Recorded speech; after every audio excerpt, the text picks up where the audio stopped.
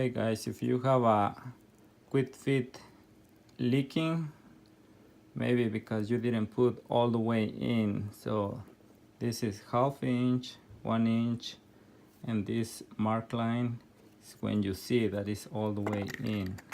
Watch. It feels like it's already in, but not. You have to push more. Right there.